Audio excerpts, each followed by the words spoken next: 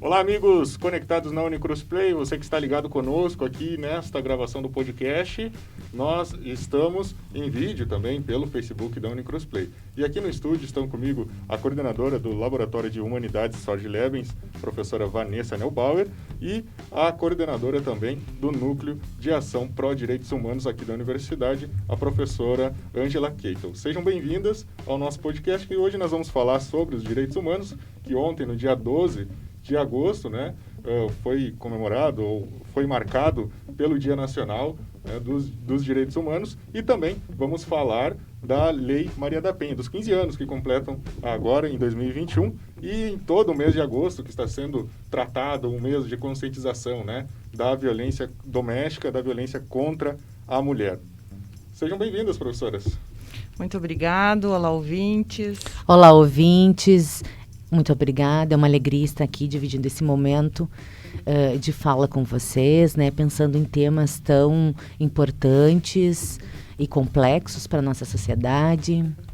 Tá, então vamos começar falando sobre a Lei Maria da Penha, sobre os 15 anos, o que essa lei ela trouxe, o que ela representa no contexto social e no contexto da prevenção e da proteção à mulher nesses casos de violência doméstica. Podemos começar para a professora Ângela? Podemos, sim. Eu acredito, Oscar, que esses 15 anos a gente tem muita coisa a comemorar, mas precisamos também continuar avançando. Foram várias conquistas, uma legislação que busca aí pensar em formas preventivas, alternativas no sentido de coibir a violência, mas precisamos avançar em alguns aspectos culturais, sociais, porque a violência continua presente, os números estão aí para demonstrar isso. Várias mulheres ainda sendo violentadas, sofrendo a violência dentro de casa, muitas delas tendo o desfecho, infelizmente, sendo retirada a sua vida. Então, nesse sentido, ainda temos uma cultura bastante presente, do machismo, do patriarcalismo, e precisamos estar efetivamente ocupando esses espaços, esses momentos para refletir, para discutir e para avançar, porque a legislação por si só não basta. Temos aí algumas alterações extremamente importantes. Após a Lei da Maria da Penha, tivemos aí a Lei do Feminicídio. Agora tivemos uma nova conquista, com a lei que criminaliza a violência psicológica.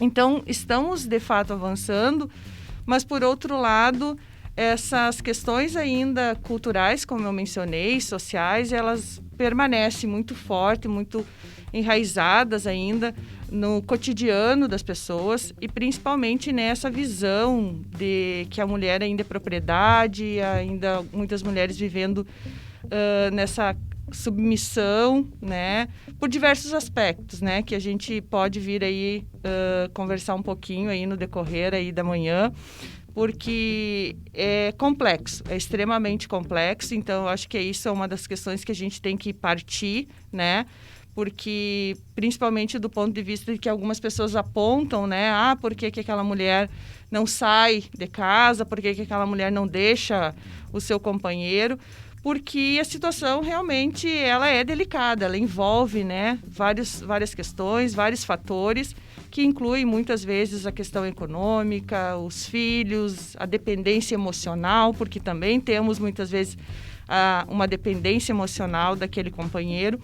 Então, são questões ainda que precisamos dialogar, principalmente, esclarecer. Eu acho que é uma questão que não somente as mulheres, mas os homens também precisam abraçar essa causa, entrar nessa luta junto. E mais do que isso, educarmos nossas crianças, porque eu acho que o futuro ele nos reserva coisas boas, mas também precisamos fazer com que essas mudanças elas ocorram desde cedo, e as crianças aí podem ser o nosso ponto de partida para uma mudança, de fato, né, social e cultural. É verdade. De certa forma, né, o nosso futuro, a educação, ela é o ponto-chave para a gente combater diversos problemas do âmbito social, né? Começar na educação, de pequenininho, tu já trabalhar as questões de todos os preconceitos e também das questões das violências, esse é o ponto-chave. O problema é complexo, né, professora? E para isso, para combater esse problema complexo, como a professora já vinha falando, professora Ângela, precisa-se de uma lei que também se adapte a todos esses problemas. Um exemplo disso é que, nesses 15 anos, a lei chegou e hoje ela tem a tipificação de cada tipo de violência, que é importante para saber distinguir e saber como combater cada uma delas. Sim, com certeza, Oscar. E nós podemos observar ainda dentro dessa dimensão da violência contra a mulher, que nós temos a violência verbal, nós temos a violência psicológica, a moral e a patrimonial, né? E esse olhar para essa complexidade dessas ações, né, enfim, que são abusivas ao contexto feminino, elas são importantes que a gente esclareça a comunidade. Então, em 7 de agosto, agora de 2021, nós comemoramos 15 anos, né, da Lei Maria da Penha, que é uma lei de proteção às mulheres. Mas a gente sabe que no decorrer desses 15 anos foram muitas conquistas, nós caminhamos, nós conquistamos alguns espaços, né? Nós temos algumas alterações, algumas mudanças no decorrer dessa lei que a gente pode observar, e é interessante a gente chamar a atenção da comunidade, por exemplo, que apesar de nós ter essa lei ter sido instituída em 2006, né? Em 2017 nós temos um avanço frente a ela, que determina o atendimento das vítimas, ela deveria ser prestado preferencialmente por profissionais do sexo feminino, né? E aí, então, já com um olhar, com o intuito de que essa mulher seja acolhida, né, por alguém do sexo feminino, preferencialmente, claro, para ser compreendida, acolhida, entendida, para pensarmos aí que não acontecesse uma revitimização, né, dessa violência. Em 2018, nós temos também algumas alterações interessantes que perpassaram a lei. Uma delas é que reconhece o crime da violência psicológica, né? Reconhece como crime o registro não autorizado de conteúdo com cena de nudez ou sexual. O famoso nude, né? Isso, nude. Ou até mesmo algum documento, alguma mensagem, algum bilhete, né? Enfim, que possa ser compartilhado, né? De forma indevida. E estabelece também em 2018, como uma das principais alterações da Lei Maria da Penha, pena de 3 meses a 2 anos de detenção para o agressor que descumprir essa medida protetiva. Né? Então, aí, em 2017, a gente já vê um ponto de partida, um olhar mais afetivo para esse acolhimento, para essa escuta, para esse encaminhamento. Em 2018, a gente já vê algumas alterações também que surgem a ponto de acolher outras violências, né? Como a exposição aí de material indevido. Em 2019, a gente também tem algumas alterações interessantes, que é importante a comunidade observar e entender o quanto a proteção à mulher vem caminhando, né? Por a gente observar os altos índices, né, que estão aí com relação à violência da mulher, né, ao próprio feminicídio, enfim. A gente observa que a comunidade, então, de proteção, né, vem aí estipulando, né, algumas ações, alguns pontos de partida para a proteção da mulher. Em 2019, a gente tem, então, como relação interessante de alteração à lei dessa de 2006, que garante assistência judiciária gratuita à mulher vítima de violência. Olha que bacana, né? A gratuidade, né, nesse atendimento para essa mulher. E ele atribui ao delegado a função de informar a vítima sobre seus direitos e seus serviços que estão disponíveis para acolhê-la. Né? Isso também é importante, ingressa aí em 2019. Estabelece também o prazo de 48 horas para o juiz decidir, né, sobre uma medida protetiva de urgência. Então, em 2019, aí a gente tem essa inserção. E determina que o agressor deve ressarcir o Estado pelos gastos com atendimento à saúde da vítima. Né? Então, olha só que importante aí, 2019, uma preocupação imensa, porque se a gente observar os dados da segurança pública no Estado, no Brasil, de modo geral, a gente vai observar que em 2019 nós tivemos um índice muito alto, né, de violência contra a mulher. E aí, então, toda a estrutura de proteção volta-se seu olhar, né, a fortalecer aquilo que já vinha ganhando, né, espaço e adquirindo forma, então, para se ter a efetividade, né, da sua existência. E 2020, então, nós temos aí algo que eu considero extremamente importante, que é a questão de estabelecer como medida protetiva de urgência que o agressor, né, seja acompanhado por um centro psicossocial, né? A importância desse tratamento para esse agressor, isso é de extrema relevância. E como a professora Ângela colocou anteriormente, em 2021, nós tivemos, então, a Lei 14.188, que então instituía a violência psicológica contra a mulher no Código Penal, né? Então, como a professora Ângela mencionou anteriormente, é algo que vem fortalecer, né, os propósitos da Lei Maria da Penha. Eu acredito que momentos como esse, de esclarecimento à comunidade, de entendimento, de reflexão em torno do que a gente já constituiu, porque nesses 15 anos é uma longa caminhada, então, da rede de proteção, né, dos órgãos públicos, da segurança pública, dos sistemas educacionais, é de extrema importância para que a gente consiga construir um espaço aí de prevenção, né? Eu acho que a prevenção, ela vai recair, né, a educação, a esse olhar atento aos nossos pequenos, né, de construir uma cultura do respeito, uma educação que não tenha distinção, baseada no amor, no entendimento, enfim, são inúmeras as questões que essa... No que a senhora comentou, que são diversos dispositivos, diversos avanços a cada ano, né, vem se fazendo uma releitura da lei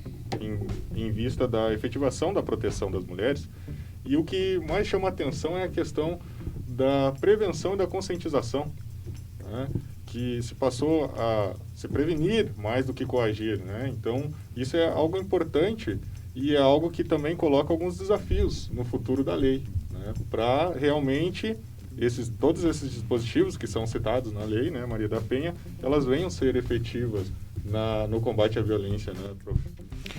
Eu acho, agora tu mencionando essa questão, né, de pensarmos mais na prevenção do que propriamente em responsabilizar ou simplesmente, né, punir.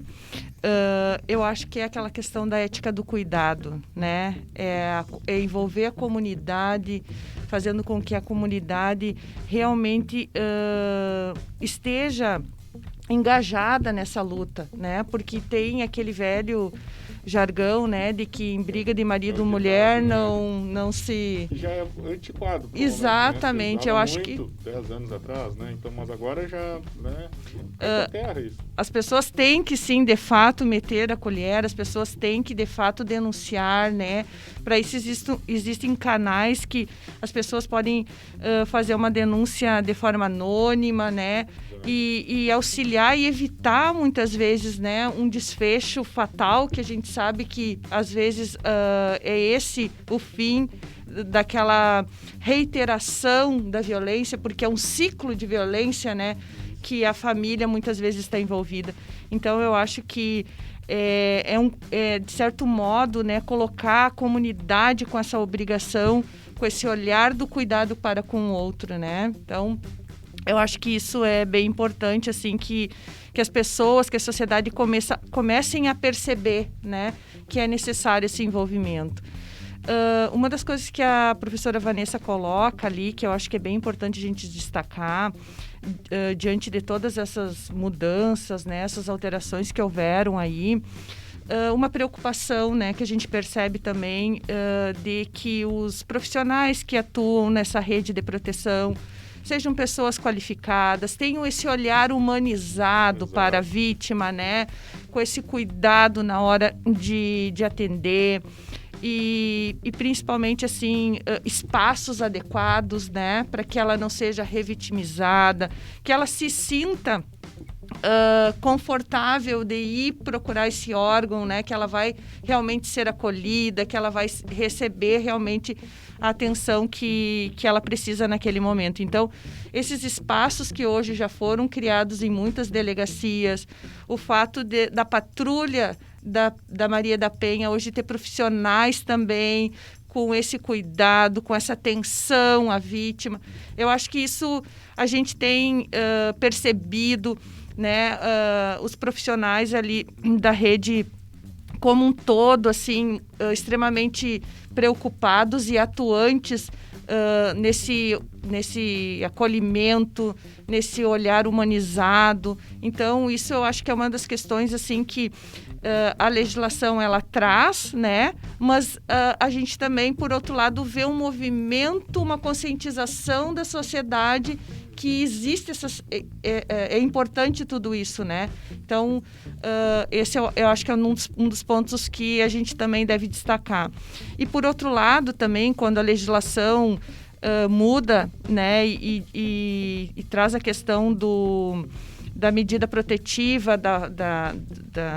do fato do agressor não cumprir, né, o distanciamento e ter a possibilidade, então, de ir preso, de pagar todos os gastos com a vítima, né, em virtude da violência. A gente também percebe uma forma aí do Estado em buscar que esse agressor, né, ele perceba que o que ele está fazendo não é certo, né, que ele reflita sobre suas ações, mas, por outro lado, também a legislação caminha para esse olhar com o agressor, que também é importante, né? A gente já percebeu que isso também é necessário. Né? Porque, muitas vezes, é um contexto que vem, né, de gerações a gerações. O homem também foi ensinado dessa forma. A formação sociocultural dele, né, está estabelecida dessa forma, né? E é algo bem importante que a professora Ângela colocou, que é essa questão de buscar as formas, de quebrar os tabus, de também trabalhar com essa formação sociocultural, né, do homem. E a Universidade de Cruz Alta, né, tem um projeto que é coordenado pela professora Vanessa, que se chama Sociedade e Cultura, tecendo espaço de prevenção à violência contra a mulher na Escola Toribio Veríssimo de Cruz Alta. Aqui de Cruz Alta. Nessa escola é feito um trabalho muito interessante focado nessa temática, né? Sim, a gente desenvolve, então, a partir do curso de Direito e da Universidade de Cruz Alta, né, a gente desenvolve um projeto de ensino, pesquisa e extensão, né, nessa comunidade, aonde a gente promove encontros nessa escola, traz algumas reflexões. A gente tem uma proposta instituída dentro desse projeto de construir aí uma rede de prevenção, né, primeiro trabalhar essa temática na escola, nessa comunidade, esclarecendo, orientando, né?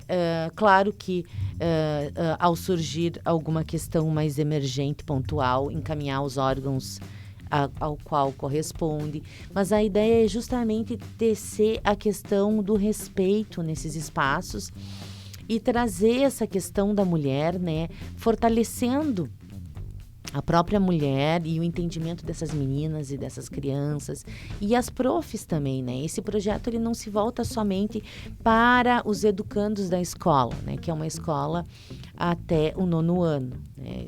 Mas também aos funcionários, à equipe diretiva, ao corpo docente, aos professores, à comunidade externa, aos pais, né? Então, a gente atualmente não realizou ações abrangentes, assim, no sentido de trazer muitas pessoas, mas a gente realizou ações mais pontuais, né, com pequenos grupos, devido a gente estar nesse momento de pandemia. Mas a gente já está se adaptando e articulando, né, com o retorno da escola, agora em agosto, né, organizando aí aonde a gente vai fazer algumas rodas de conversa com os alunos, né, do 9º ano, aonde tem depoimentos de pessoas, né, que vivenciaram esse tipo de violência, né, nos seus mais variados contextos, seja físico, psicológico, moral ou patrimonial, para dividir porque cabe a gente ressaltar aqui que nós temos uma pesquisadora norte-americana que ela se chama Leonore Walker. A Leonore Walker, ela dividiu, né, a violência em ciclos e ela apresenta 3 ciclos, né? O primeiro ciclo é o aumento da tensão, né? Aquele conflito, aquela perturbação, mas é onde a mulher inicialmente, ela se sente acuada, mas ela ainda se sente um tanto culpada. Parece que é alguma coisa que ela fez de errado, né? E a gente sabe que não é isso, mas essa primeira fase seria esse primeiro momento que pode durar anos, né? Que é aquela coisa assim que a mulher fica meio que se sentindo culpada, como se ela tivesse responsabilidade disso. Não é, né? Depois, essa mesma pesquisadora, ela traz a questão do fato da violência. Que aí ocorre a violência propriamente dita, né, seja ela psicológica, moral, né, patrimonial ou física. E aí a gente tem aí, isso é bem visível, quando acontece esse fato 2 aí, é tudo muito visível, porque algumas violências elas são bem veladas, né, mas elas são violências e elas precisam de uma atenção, porque aquilo que é tangível, né, a gente se choca, enfim, uma violência física, mas nós temos também questões psicológicas aí de grande amplitude que devem ser consideradas, né, a própria desvalorização da mulher, né, a forma de como ela é tratada, enfim. E aí, essa mesma pesquisadora, ela traz a terceira fase, ela dividiu em 3 fases, né? Essa terceira fase seria o arrependimento e o comportamento carinhoso. Então, depois de acontecer a violência de fato, né, viria o que se chama a reconciliação, né? E aí, aparentemente, parece que as coisas se resolvem, mas com o passar do tempo as coisas começam novamente, né? E às vezes tomam proporções até lastimáveis, né? Que pode chegar aí até, né, que a morte nos separe verdadeiramente. O né? chamado ciclo da violência, né? Como o direito é tratado. O ciclo da violência. E isso é muito preocupante porque imagina como é uma criança, né? Que vive nesse espaço, né? Qual é a compreensão que ela vai estabelecer com relação ao amor, à afetividade, enfim. Então, é toda uma questão complexa que deve ser olhada na amplitude, né, de compreender, de auxiliar e de prevenir, né, que essa criança, então, também, claro que a gente tem toda uma preocupação com a mulher, e nós temos aqui na nossa região uma rede muito forte de prevenção à mulher pela Delegacia da Mulher, isso é muito interessante. Eu acho que todo o Brasil e o Estado estão com olhares atentos para essa questão, mas nós também, né, enquanto uma instituição de ensino superior que trabalha diretamente com a comunidade, por ser uma comunitária que faz um atravessamento aí de extensão, né, de extensão no sentido de aproximação com a nossa comunidade, de estar olhando então esse espaço educacional, né, e como que essas crianças vêm para a escola, como que elas são recebidas, né, como que quando elas relatam essas questões as profs recebem e como elas podem auxiliar de algum modo, né, e como a gente pode construir também ali políticas pedagógicas, né, que venham a diminuir essas questões, né. Exato. E levar, né, a questão da conscientização e mudar o comportamento e o pensamento, né, de toda a nossa comunidade. E algo que eu recordei agora da fala da professora Ângela, que é a questão do ressarcimento, né, vem muito naquela ideia de no bolso dói mais, né, mas é algo que, de certa forma, é algo triste em dizer, que você valoriza mais, você coloca à frente quando você sente no bolso, do que estar olhando para outro ser humano. Independente de ser mulher ou homem, é um ser humano. Né? E o cuidado com o ser humano deveria ser o primordial, né? Algo acima de tudo. Né? E tu tratar a mulher como uma propriedade, um objeto, que a qualquer ponto você descarta, e esse descarte é o feminicídio, né, que infelizmente números altos ainda temos, mas que nesses próximos 15 anos da Lei Maria da Penha, os números venham cair, né, que as denúncias de ameaças venham acabar dando resultado na queda dos feminicídios, né, na queda das mortes, na queda dos prejuízos trágicos à mulher. E agora vamos para o nosso segundo assunto, que é o Dia Nacional dos Direitos Humanos, comemorado no dia de ontem, dia 12 de agosto.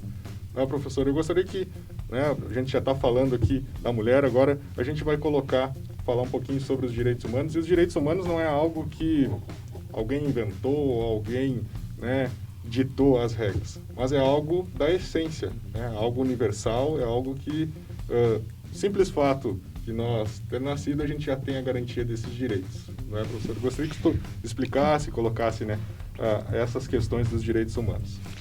Eu acho que uma das questões que a gente se coloca nesse momento, e principalmente no dia de ontem, né, que comemora o Dia Nacional dos Direitos Humanos, porque também temos o Dia Internacional, né, no dia 10 de dezembro, é um momento, eu acho, que oportuniza, como esse espaço, né, a reflexão diante de alguns aspectos, né, que a gente percebe aí, tentativas de distorcer o que são direitos humanos, como se direitos humanos fosse para determinados grupos, não que não sejam, né, de fato, assim, no sentido de que alguns grupos são mais vulneráveis, né, são grupos que, em virtude da desigualdade social que vivemos, que temos, não só no Brasil, mas mundo afora, como se diz, há necessidade de se olhar para esses grupos, né? Então, eu acho que, em primeiro lugar, eu acho que não tem pessoa, né, que não saiba que tem direito. O problema é saber quais são esses direitos e respeitar os direitos dos outros também, porque não basta eu saber que eu tenho direito, né, e não respeitar os direitos dos outros também. Então, eu acredito que o simples fato de nós sabermos que temos direito, e direitos humanos temos pelo simples fato da nossa humanidade, né? Nós também temos que pensar que esses direitos, eles são de todos, independente de quem quer que seja, independente da sua cor, da sua orientação sexual, da sua religião, do espaço onde ocupa, né? Então, é uma questão que a gente tem que desconstruir muitas vezes, né? Porque a gente percebe ainda muitos atos de violência, uma certa tentativa de banalizar, né, o tema. E temos aí várias, infelizmente, né, exemplos e situações de violações de direitos, né? E nesse sentido, por óbvio que tem alguns grupos que estão mais vulneráveis. E a própria violência contra a mulher em si, né, por uma questão de gênero também, né, não somente a questão da violência, mas pela própria questão de gênero, a mulher sofre a violência. E se a mulher é negra, ela sofre por uma questão de gênero e de raça, né? Então, temos a população LGBT, que hoje também sofre críticas porque dizem assim, essa sigla só sabe aumentar, como de fato a gente busca, na verdade, incluir cada vez mais, né, para que as pessoas se sintam com direito de buscar, né, essas garantias que estão previstas para todo ser humano, né? Então, negros, mulheres, crianças, idosos, população LGBT, vários grupos, os moradores de rua, que agora, nesse período de pandemia, a gente sabe aí que cresceu bastante e que já passava, né, por situações extremamente delicadas e mais do que isso, uma população que por muito tempo foi invisibilizada, né? Então, agora, com a pandemia, essa situação, ela é preocupante porque esses números aumentam. e a gente tem que pensar. Acredito que o dia 12, né, ele traz, né, infelizmente,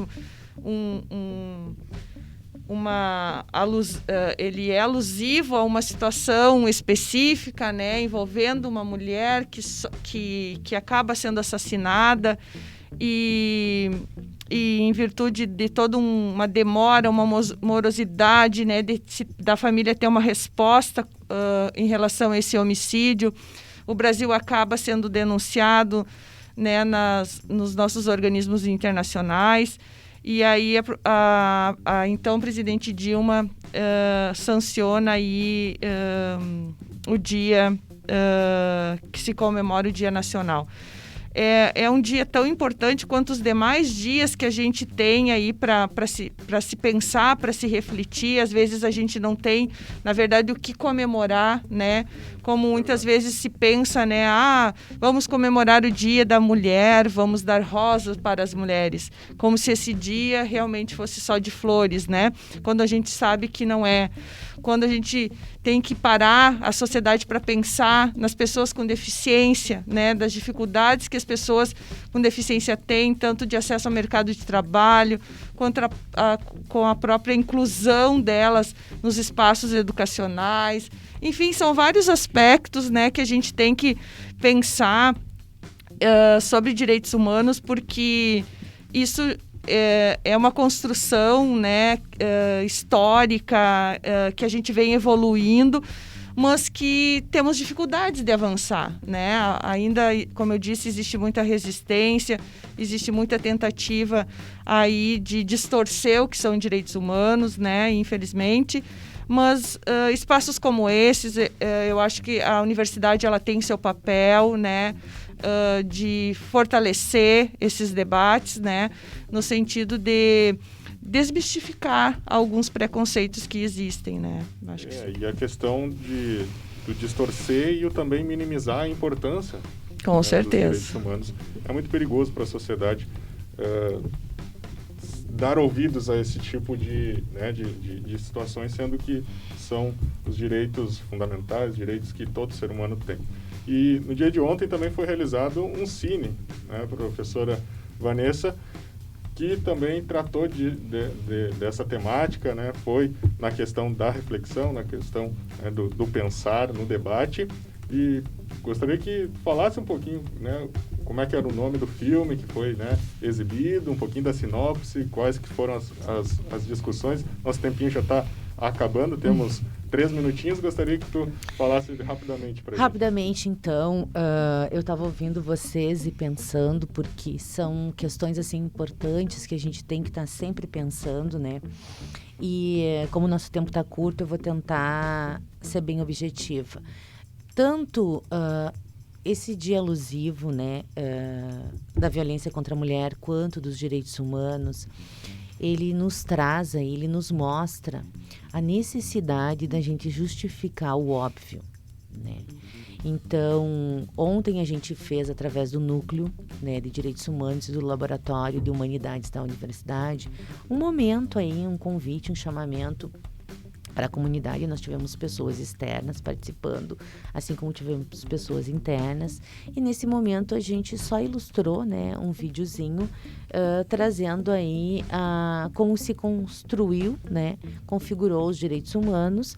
Debatemos um pouco em torno disso e posterior apresentamos então os 30 itens, né, descritos nos direitos humanos.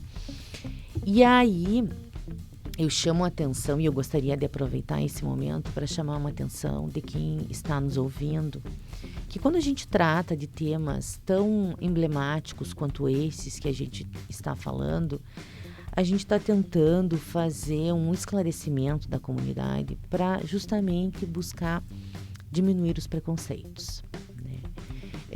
Muitas coisas tangem a esses temas a modo de senso comum, de mito, de configuração pessoal, enfim. E nós temos aí uma legislação muito clara, nós temos instituídos aí os 30 tópicos dos direitos humanos.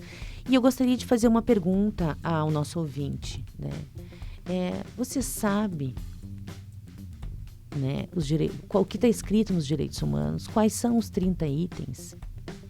Por que é preciso ter direitos humanos para humanos? Né? O que nos configura a distinção entre homem e humano? Né? Será que nos mostra o quanto a gente às vezes ainda é irracional? Eu queria fazer um chamamento aí, uma reflexão para finalizar essa nossa conversa, que eu sei que está estourando o tempo, para que o ouvinte que está aqui nos ouvindo hoje pare e pense, né? Se realmente ele sabe o que é, ou se ele sabe o que disseram para ele ou o que ele imagina saber. Né? E isso é bem importante, porque à medida que você sabe que você tem direito de saber, e isso é um tópico que está nos 30 itens dos direitos humanos, nós deveríamos, desde a primeira infância na escola, trabalhar nossos direitos e os nossos deveres. Nós temos, sim, direitos, temos deveres também. E essa implicação que se articula entre direitos e deveres que nos torna mais ou menos humanos na condição de ser racional. Né? E assim eu finalizo a minha fala perguntando para quem nos ouve. Né? Você sabe quais são os direitos humanos? Né? Será que você não vive isso diariamente? Ou você compreende esse contexto e esse horizonte, então, numa direção ainda muito mistificada? Forte abraço. Fica o questionamento, fica a reflexão. Gostaria de agradecer às professoras por ter oportunizado esse debate, essa discussão. E para mim foi uma aula aqui, né, ter ouvido vocês. Obrigado você que nos acompanhou até aqui. Voltamos numa próxima edição. Até a próxima.